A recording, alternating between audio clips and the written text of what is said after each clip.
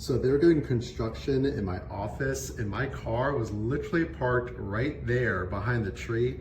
And I saw these machines trying to get around this corner, and I used Summon's feature where you can bump your car straight ahead. And this guy looked at my car like there's an alien inside. Right now, there is nobody in that Tesla, and to give more room to construction, I moved my car forward from here, and they looked like they saw a ghost. It was hilarious.